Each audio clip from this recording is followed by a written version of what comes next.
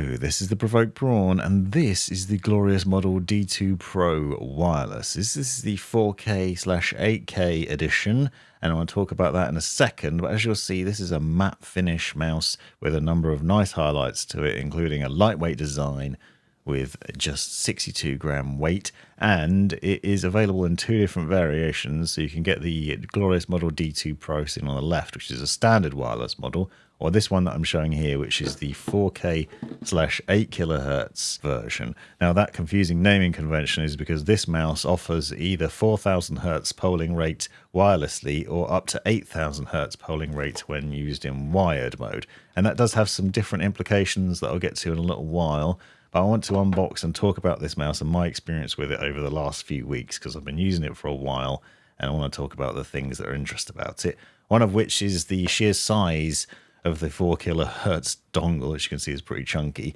and this cheeky little note on the inside of the box to remove the film stickers from the feet before use, because obviously otherwise you're going to have some problems with it and you might find it doesn't perform as well as it should. In the box you get the cable for charging it up, which in itself is a problem, as it always seems to be with glorious mice for some reason, and then the mouse itself, some stickers and some additional feet. Now, I almost immediately noticed some pretty crispy clicks from those optical switches, and I gave a sound test at the end, but that was one of the most striking things to me immediately, besides the size of the ergonomic body, because it's got a nice shape to it that fits really nicely in my palm, and I have what I like to think are larger hands, and I prefer a palm grip, so it's got a really nice fit for me, and I found that ideal for that. And you'll notice obviously the curve on the left hand side for where your thumb's going to sit, and it's just more comfortable to use. Now there is a charging cable included here, which is USB-C, but you can only plug in one way. You'll notice there's a little notch on top of that, which basically indicates the direction you're meant to plug it in, so that's meant to face upwards towards the sky. And if you try and plug it in the other way, you'll see it just won't go in all the way. So something to note, and it's a weird quirk of glorious mice that they seem to keep doing this with the wireless models, in that you have a USB-C cable, but you can only plug it in one direction, which basically makes it like micro USB in that regard, which is a very strange choice for me. And as I said, this is a 62 gram mouse. You'll note if you saw earlier on in the video that the other version, that's just the 1 kilohertz version, is actually a little bit lighter. So this version is actually heavier than that one, but you do have the benefit of the 4 kilohertz polling rate as standard, which you can adjust in the glorious software, which I'll show you later on. Again, same problem with the dongle though. You can only plug the cable in one way, so pay attention to that, because you may well be plugging it in more often than you might realize. I didn't find I was plugging it in a super amount, but it does depend on the polling rate that you're using, so it's worth keeping that in mind as well. Now, inside the box is some additional skates that are included here that you need to apply yourself. So you have the choice of whether or not to do this, and I thought I would opt for doing it, because I was curious to see how much extra weight it added and what the effect would be. Now, one of my favorite mice previously has been the Logitech G Pro X Superlight, because of the amount of PTFE area that has on the bottom of it. So adding on these extra skates basically will mean there's a large surface area here where you've got a much slicker interface for your mouse mat, so it should be much smoother and easier to whip around in theory.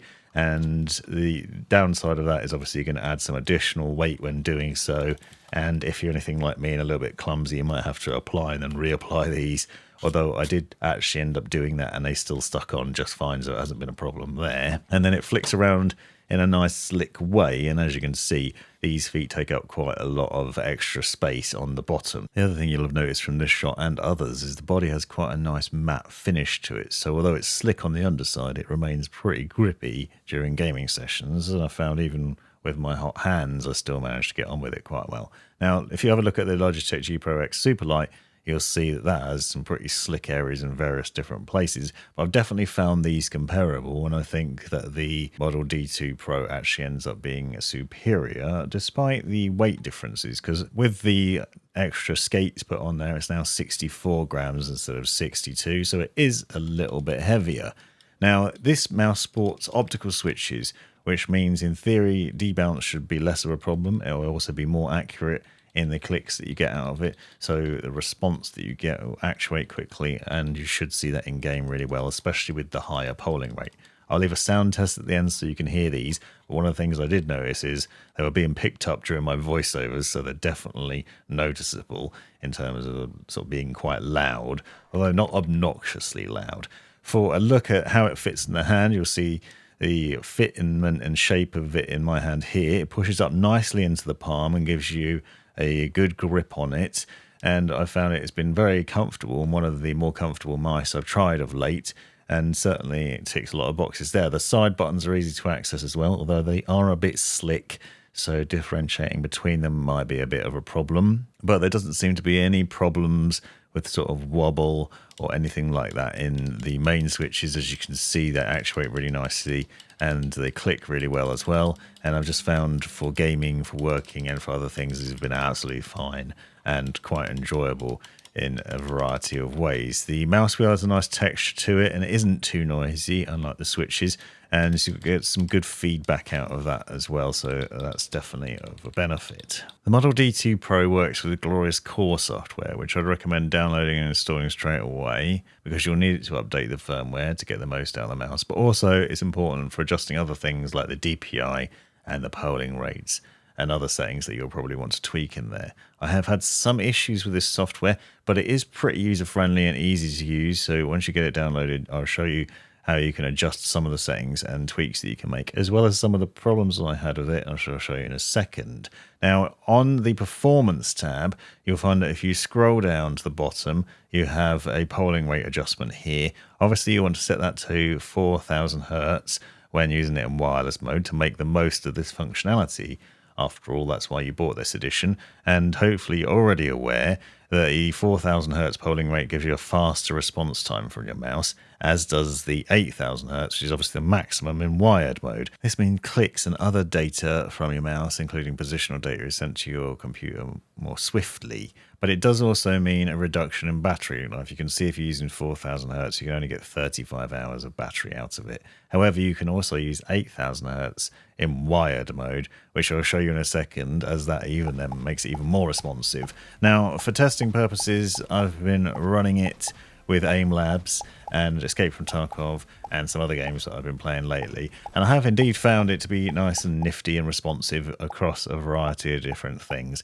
Now, I'm certainly not a pro-level gamer, but if you are a competitive shooter or are playing a competitive game where accuracy and responsiveness matter, and you've got a fast refresh rate screen, then this mouse could make a difference, because obviously those signals are going to get sent quickly and you're making the most of that as well. However, as you can see, it hasn't made me win fights more often, but maybe getting the shots in a little bit more accurately and a bit more swiftly so that I'm not dying quite so much, unless of course I'm running into Tagilla at close range, because it's just going to carry on destroying me no matter what mouse I'm using. Lots of taps going out there and certainly plenty of action on it. However, the downside to this, obviously a lot of click noise. So if you've got a microphone which is going to be picking up a lot of sound, and maybe that's an issue, but not something I've noticed from my gaming clips on the gameplay channel.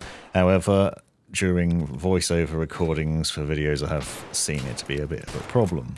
Now, as I mentioned, there are some other things that you can do in the software, and you can customize quite a few different things in there as well. So I'm going to quickly dive into that. If you go up to the right-hand side over here, you can adjust some of the other things. Under the performance section, you'll notice there are various different settings. Again, if you look at the polling rate, you'll notice there's actually an option for separate wired and wireless polling rates. So when plugged in, you can use it at the 8000 Hertz rate, and you can also set it so you can tell the software to adjust between wireless and wired polling rates. So depending on how you've got it plugged in, if you want to make the most of what's going on, you can easily set that up so it will do it each time. There are debounce settings which you'd use over a longer time. If the buttons start to wear out, you could customize these, and there's quite a few different settings in there, but I didn't play around with them because I didn't feel the need to, and I didn't think that actually there were any issues with debounce. And then obviously you can adjust the DPI levels in various different stages, all the way up to 25,600, which is ridiculous, and then obviously more reasonable levels down on the bottom end. You'll notice that they're color coded, and that's quite simply because it will give you an easy visual cue in theory of what level you're on. Now, one of the weird choices for this is the indicator to let you know what level you're on is actually on the underside of the mouse. So you have to flick it over. So there's a button on top which adjusts between the DPI levels. And then if you flick it over, you'll see the little LED indicator changes color to let you know what level you're on based on what you set in the software. So you can see that there. There are other things that you can do in here as well. And one of the things you will notice is from the software, you'll see there's an indicator behind the DPI level button, which is a battery indicator. And that will let you know how much battery you've got left. However, it's hidden under your hand most of the time. So I still found the mouse ran out of battery without me realizing, and there was no notification to let me know. So that was kind of frustrating. But you can do a battery status check on one of the buttons if you wish.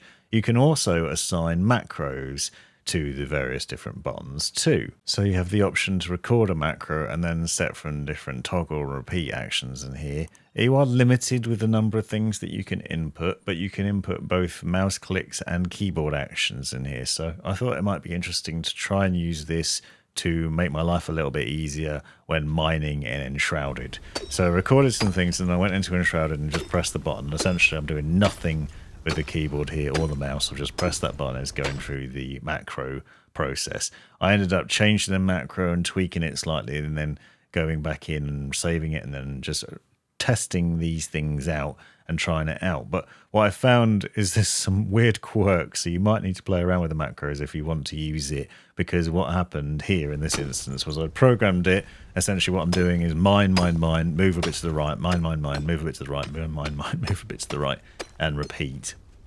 But what I found was eventually the final recording must have been moved right, and then for some reason it got stuck on that, and then it just kept moving right, and it kept walking off a cliff right into some lava, which then ended up killing me, which is not really what I was trying to achieve. So something problematic there, and the macros are a little bit hit and miss, but other button actions are pretty interesting. So hopefully you found some interesting insights into this mouse. It's been a pretty good one to use, comfortable, responsive, reasonable battery life, with the downside that it doesn't let you know very easily when you are actually running low on battery, and a very nice one for the money, I think. I have found very few complaints with it, to be honest, and it is definitely a great option from Glorious. Stick around now to hear a sound test without me waffling over the top, so you can just hear those switches for yourself, and subscribe if you haven't already. Let me know down below what you thought. Thanks very much for watching.